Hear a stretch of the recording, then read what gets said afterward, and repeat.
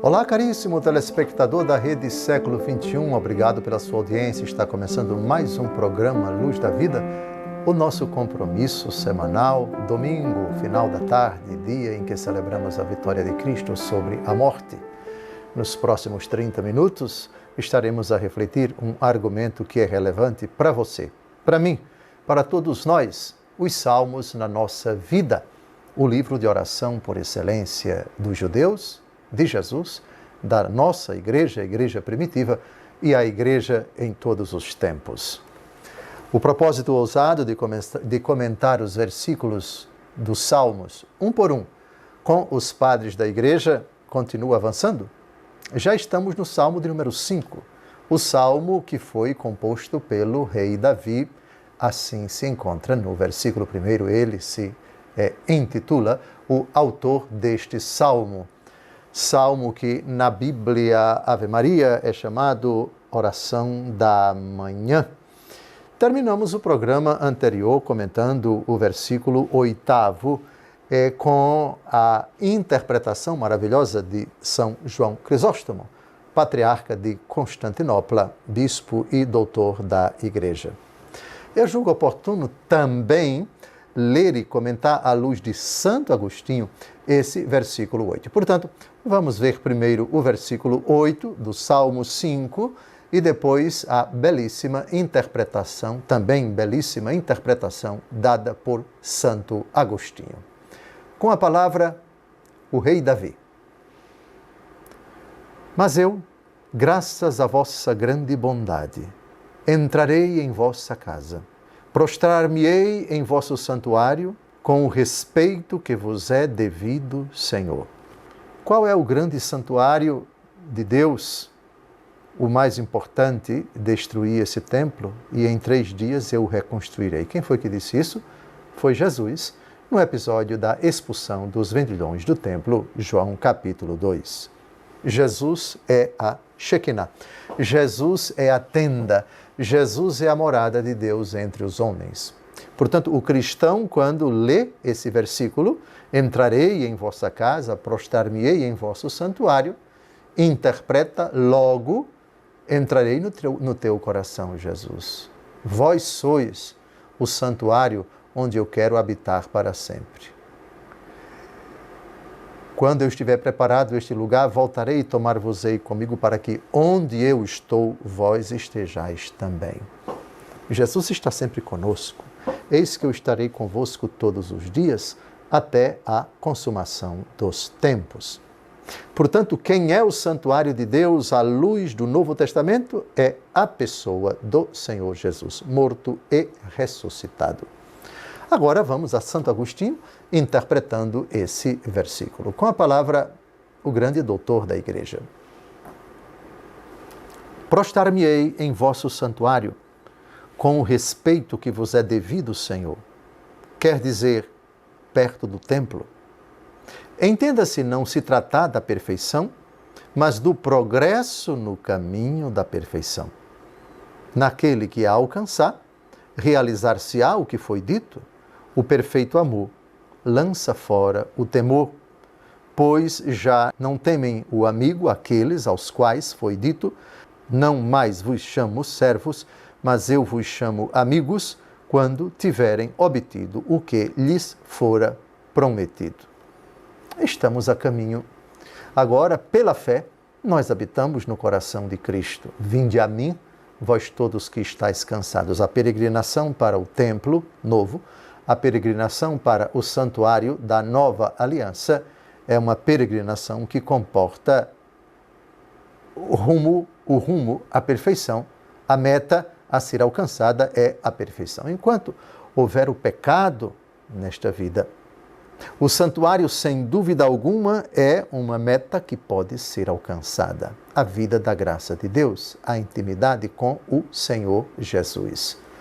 Claro que a tenda definitiva, a morada definitiva é a morada do céu. Mas essa tenda já foi armada entre nós. Eu estarei convosco todos os dias. Estou à porta, eu bato, se você abrir, eu entrarei. Vejam que bonito. Nós somos a tenda de Cristo e Ele quer entrar nessa tenda e está batendo a porta todos os dias. E nós também batemos a porta do Senhor todos os dias. Senhor, eu quero entrar no teu santuário. E o teu santuário és tu. E o templo, a tenda, é o teu coração. Encontrareis repouso para as vossas almas, é a frase de Jesus que tem um eco, que tem uma ressonância absoluta nesse versículo que nós acabamos de ouvir. Portanto, é graças à bondade do amor de nosso Deus, o sol nascente que nos veio visitar, diz o sacerdote no início do Evangelho segundo Lucas, que teve o privilégio de ter nosso Senhor nos seus braços, prostrar-me-ei em vosso santuário com o respeito. Isto é, aquela grande veneração. Aproximamo-nos de Jesus com a certeza de que Ele é o Todo Santo, o Todo Puro, o Onipotente, e prostrar-nos diante dEle requer essa atitude de imensa, de incontida, de muito pouca reverência, porque sempre pode haver mais reverência, mais respeito e mais veneração diante do Altíssimo, do Glorioso, do Onipotente, do incomensurável Deus que se fez carne. Jesus, o templo no qual o nosso coração, o nosso corpo, os nossos joelhos se dobram diante dele para adorá-lo. Agora, chegamos ao próximo versículo, estamos avançando. Eu recordo a vocês todos, como eu disse no começo do estudo do Salmo 5, que esse até agora é o maior salmo. Isto é, ele tem 13 versículos, porque o Salmo 4 tem apenas 9, o Salmo 3 tem apenas 8, o Salmo 2 tem apenas 12 e o Salmo 1 tem apenas 6 versículos. Até agora, estamos estudando o salmo mais longo. Até agora. Versículo 9, o rei Davi continua a rezar conosco ao texto. Conduzi-me pelas sendas da justiça, por causa de meus inimigos. Aplainai para mim vosso caminho. Inimigos. Eis uma palavra que não gostamos de ouvir nem em pensamento, mas eles são um dado objetivo da nossa vida. E essa palavra se torna mais misteriosa em duas situações. Quando os inimigos são conhecidos e não sabemos o motivo pelo qual eles são nossos inimigos. Meu Deus, o que foi que eu fiz? Nesse sentido, olhando para a cruz, a gente compreende. Quantos inimigos nosso Senhor Jesus Cristo angariou para si durante sua vida pública? Quem sabe? Mas é seguro dizer, muitos inimigos. Mas o que foi que Jesus fez para merecer inimigos? Absolutamente nada. Inimigos. Agora, a realidade misteriosa, terrível, é essa. E quando nós não sabemos quem são os inimigos? E quando esses inimigos são, na verdade, aqueles que demonstram ser nossos amigos? E quando esses inimigos não estão longe de nós, mas estão perto de nós? Perceberam? Porque o Salmo de número 5 é extremamente necessário para que rezemos. Com essa palavra do versículo 9, nós estamos pedindo o quê? Senhor, que eu não deslize, porque os meus inimigos estão à espreita. Eu vou repetir, conduzi-me pelas sendas da justiça. Meu Deus! Ou seja, Senhor, que eu não dê motivo para os meus inimigos se aproveitarem das minhas fraquezas, das minhas quedas, das minhas limitações e venham a me triturar e venham a acabar, a arruinar, prejudicar, dificultar, perturbar a minha vida. Um versículo, portanto, extremamente doloroso. E o aplainai para mim vosso caminho. O que é aplainar?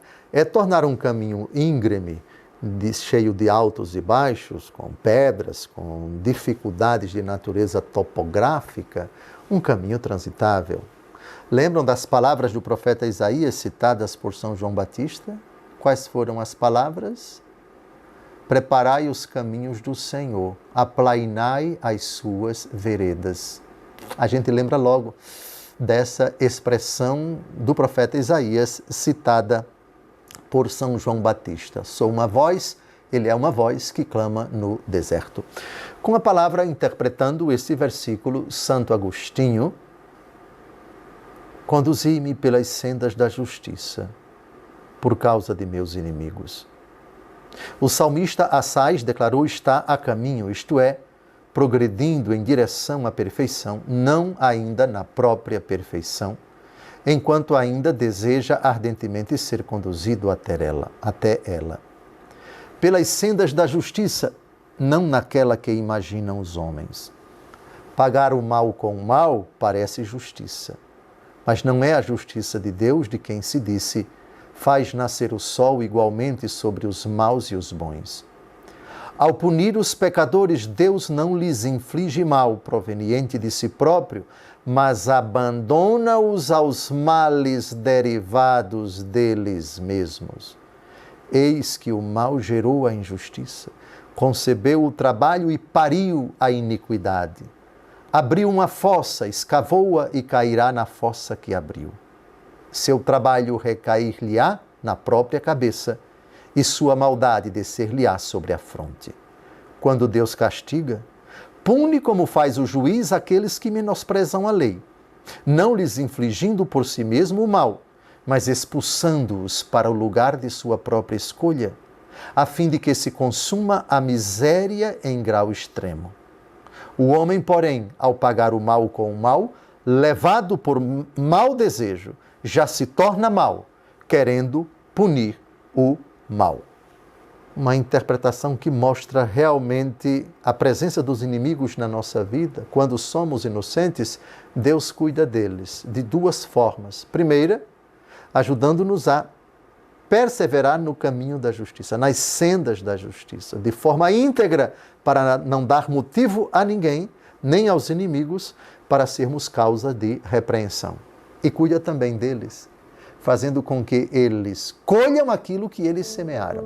O castigo para uma pessoa má não vem tanto de Deus, mas vem da própria maldade dessa pessoa.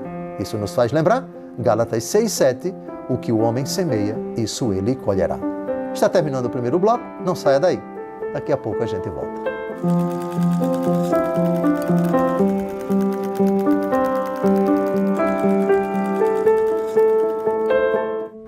Olá, caríssimo telespectador da Rede Século XXI, obrigado por ter permanecido conosco depois desse breve intervalo. Está começando o nosso segundo e último bloco, programa Luz da Vida, nosso compromisso semanal no final da tarde do domingo, para refletir o argumento facerante, longo, demorado, apaixonante, os salmos na nossa vida. Continuamos a ler e interpretar com os padres da Igreja os versículos do Salmo de número 5. Continuamos a avançar o estudo do Saltério, que só tem 150 salmos, e até agora já estamos apenas no Salmo de número 5. No final do primeiro bloco, nós vimos com Santo Agostinho a interpretação belíssima do Salmo do versículo 9.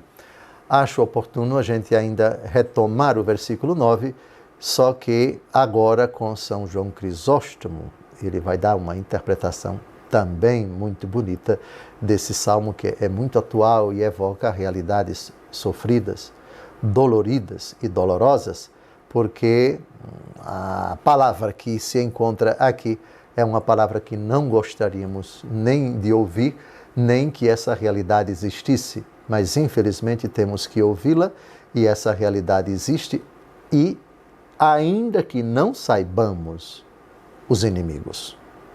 Versículo 9, com a palavra o rei Davi.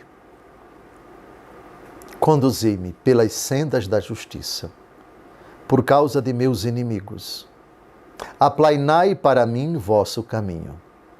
Digam, para um inimigo que vive à espreita, aguardando que nós cometamos uma loucura, um desatino, que nós fraquejemos, que nós caiamos, que nós venhamos a nos encontrar em situação constrangedora, etc. Isso é um prato cheio para os inimigos. O que é que Davi aqui pede? E, na verdade, é um desejo de todos nós. Senhor, eu não sou unanimidade, nem todos gostam de mim. Tem alguns que são desafetos e inimigos, se não declarados, mas escondidos porque não me suportam, me detestam, me odeiam.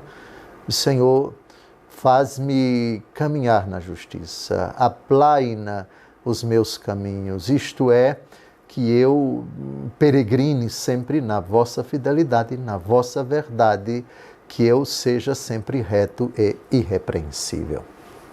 Com a palavra São João Crisóstomo interpretando esse versículo. Detalhe, ele tinha poderosos, encanecidos, furiosos inimigos, a começar da imperatriz Eudóxia, a começar do imperador, o esposo dela, a começar das muitas pessoas que ficaram inconformadas e irritadas com as medidas austeras que o grande São João Crisóstomo tomou na sua patriarcal arquidiocese de Constantinopla. Com a palavra, o sofrido São João Crisóstomo. Conduzi-me pelas sendas da justiça. Vejamos o que ele pede. É por acaso algo mundano? É algo perecível? É algo que se dilui? Trata-se de riqueza, glória, poder ou vergonha dos inimigos? Nada disso. Então é o quê? Conduzir-me pelas sendas da justiça por causa de meus inimigos. Vês como não pede nada caduco e como implora o auxílio do alto? Os que buscam esse caminho necessitam totalmente dessa ajuda. Aqui chama a justiça virtude universal. Existe também uma justiça humana, a das leis externas, porém das pessoas, que nada tem de perfeito e absoluto, formada de raciocínios humanos. Ao contrário, eu peço tua justiça, a anunciada por ti, a que leva para o céu e a que ajuda para que aquela obtenha a justiça. Aplainai para mim vosso caminho, ou seja, torna-o claro, evidente e compreensível, torna-o uma linha reta para mim. Ao longo de toda a sua vida, esse grande arcebispo sempre viveu na retidão. Nunca deu um único motivo na sua conduta para ser detratado. Se alguém o fazia, é calúnia gratuita, ilação sem fundamento. E nem disso a gente está livre, mas que eu caminhe, Senhor, nos teus caminhos aplainados. Senhor, que a vereda, o caminho por onde eu devo trilhar, sejais vós somente. Viver na vossa palavra, ser reto e íntegro na privacidade e na publicidade, diante daqueles que gostam de mim e dos que não gostam de mim. Retidão, Senhor. Sustentação, Senhor, em todos os momentos da minha vida, porque os inimigos estão à espreita. Eu penso que é um versículo de uma atualidade tão grande, de uma seriedade incomensurável. Vamos agora ao versículo número 10. O argumento do versículo 10 é uma continuação do versículo anterior, porque fala de uma característica astuciosa, perigosa dos inimigos. Com a palavra ele, que teve muitos inimigos, a começar o mais declarado, o mais furioso, o filho dele, Absalão, o maior inimigo do rei Davi. O filho do rei Davi. Perceberam que salmo doloroso é esse? Mas um salmo que é para mim, para a senhora, para o senhor, para todos nós, que ou sabemos que existem, ou se não sabemos, devemos concluir Eles existem, os nossos inimigos. Se o próprio Jesus, que não fez nada para merecer inimigos, teve muitos, quanto mais nós. Porque em seus lábios não há sinceridade. Seus corações só urdem projetos ardilosos. A garganta deles é como um sepulcro escancarado. Com a língua distribuem lisonjas. Aqui, nós não temos, curiosamente, a descrição de uma conduta agressiva. Eu diria de injúria, de difamação, de calúnia, mas palavras falsas, mas palavras mentirosas. E é nisso que reside muitas vezes a armadilha que os nossos inimigos nos armam. Palavras lisonjeiras. Com a língua distribuem lisonjas. O que é lisonjas? São elogios, mas não elogios verdadeiros. Às vezes a gente descobre, a gente percebe pelo olhar e pela entonação da voz quando estamos diante de um falso, de uma pessoa fingida, de uma pessoa hipócrita, um sepulcro escancarado. Aliás, a expressão sepulcro, não escancarado, mas sepulcro caiado, é uma expressão usada por Nosso Senhor contra os escribas e os fariseus no capítulo 23 do Evangelho segundo Mateus. Para nós, nem sempre, e é muito importante que a gente peça a Deus, meu Deus, mostrai-me as pessoas que se aproximam de mim para bater palmas, para dar tapinhas nas costas, para dizer como foi maravilhoso, como foi encantador, como foi profundo o seu discurso, mas você é uma pessoa fantástica, etc. Seus corações só urdem projetos ardilosos. Não há sinceridade. Aqui, o argumento não é tanto da inimizade, que é evidente, mas em âmbito interior, em foro íntimo. O problema é o fingimento. O problema é a falta de sinceridade. Com a palavra São João Crisóstomo, no comentário aos Salmos, exatamente comentando esse versículo. Porque em seus lábios não há sinceridade, seus corações só urdem projetos ardilosos. Parece-me que diz essas coisas a respeito dos que se mantêm no erro, acusando sua boca e sua mente, que estão privadas de todo bem, e em relação aos que vivem na malícia. A garganta deles é como um sepulcro escancarado. Diz isso do sanguinário ou dos que proferem sentenças mortas e fétidas. Ninguém se equivocaria se também chamasse sepulcro escancarado as bocas dos que pronunciam sentenças vergonhosas. De fato, essa boca é muito mais difícil de suportar que a fetidez sensível, porque nasce de uma alma podre. Ademais, essa boca é própria dos avaros, pois nada de sensato eles oferecem, exceto crimes e roubos. Assim, portanto, não seja tua boca um sepulcro, mas um tesouro. Os tesouros certamente diferem em muito dos sepulcros, já que aqueles não corrompem o que guardam, antes o conservam. Tem, portanto, também a riqueza da sabedoria, que sempre permanece, e não algo fétido e podre. E não disse simplesmente sepulcro, mas escancarado, para indicar também o que constitui a maior náusea. Nós não temos o poder, pelo menos Nosso Senhor não deu à maioria de nós, de sentir o cheiro do fingimento e da hipocrisia, da mentira, da teatralidade daqueles que nos dirigem lisonjas.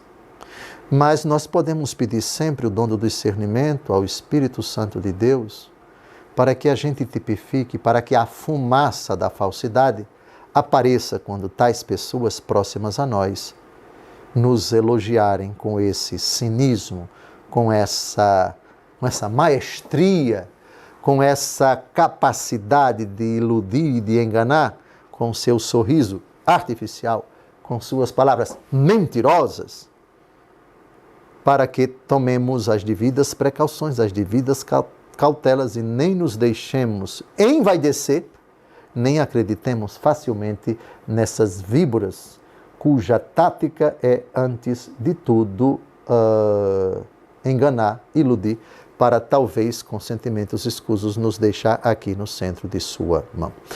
Está terminando mais um encontro. Desejo a você uma semana abençoada. No próximo encontro, se Deus quiser, ainda com o versículo 10, porque esse versículo é extremamente importante, nós vamos ver o pensamento de Santo Agostinho sobre esse versículo. Um grande abraço. Deus abençoe sua vida. Até o próximo domingo, se Deus quiser.